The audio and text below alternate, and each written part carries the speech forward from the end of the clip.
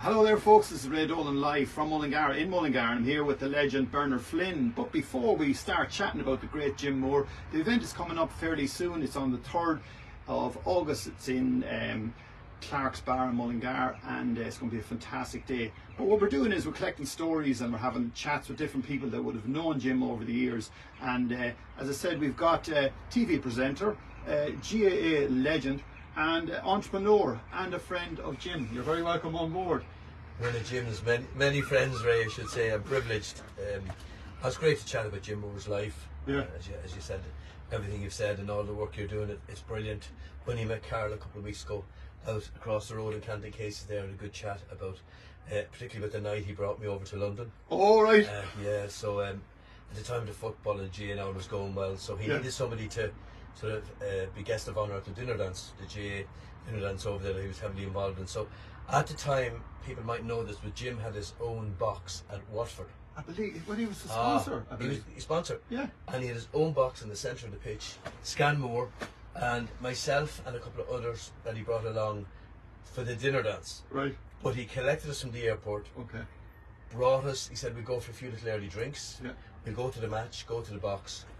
But as in Jim Moore's, the way he does things, the way he did things, he kept us out. Right. All day. Never got back in time. No changing, shower. shave. We were late for his own dinner dance. Oh. And we came and we weren't in the best condition. Okay, yes. And I was the guy to stand up and I was doing a bit of after doing speaking. And I think I needed elocution lessons after a day with Jim Moore on the beer, fun, crack.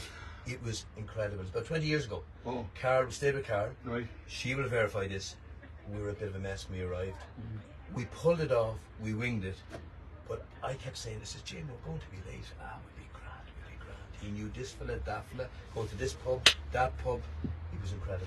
Tell us, the greatest days. How did you meet Jim?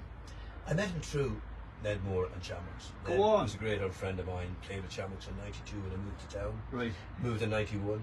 Won 4 championships in a row with Mullingar Shamrocks, '92, 3, 4 and 5. So the Moores and Ned and myself, Ned was our captain. GA was everything at the time, it was all. And I got to know Jim through Ned and the family then. On Ireland finals, when he come home every year, I'd meet him around Canton Cases. Yeah. Great crack, great fun, but he was larger than life. He was, wasn't he? GA was massive. But he was a Downsman. He was a Downsman. He was a Downsman, and he was in, like, the lads are all Shamrocks, like. That was the actual thing. Yeah. That I was amazed at and couldn't believe. Yeah. So all the Moors it's like when you cut them open, they're green and white Shamrocks. That's it, every one of them. Jim is a Downsman who, at the time, we had a massive rivalry with, and we didn't particularly like, and didn't like us. We played a good few times against each other, and Jim would go to the matches when we were playing in the championship, fly home. But there were great times, and he was at the heart of everything. Did you play football with him? Soccer or Gaelic or anything? No, I didn't, but I remember vividly when he came home, he brought me down when he had the soccer project, bringing all the boys in from England.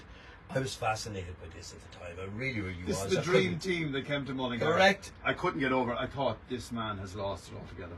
Like, the balls, the guts to do it, like. Wasn't it just incredible to have the foresight? He was ahead of his time. Yeah. To try and even pull that one off. Yeah. But I had coffee with the players with Jim a number of times. I met them.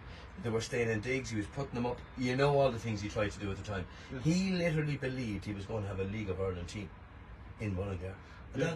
Nothing was going to stop him. Right. Incredible. But that is, as I say, stories and stories are coming on, folks. If you have a story for us and you want to share it with us, give us a call here on this channel, or send us a message, or ring us, or whatever. As I say, with things now we can get through on any channel. It's great to talk with Jim Moore any day. May he rest in peace. We love him to bits. Thank you very much. You're a legend. Thanks for joining us.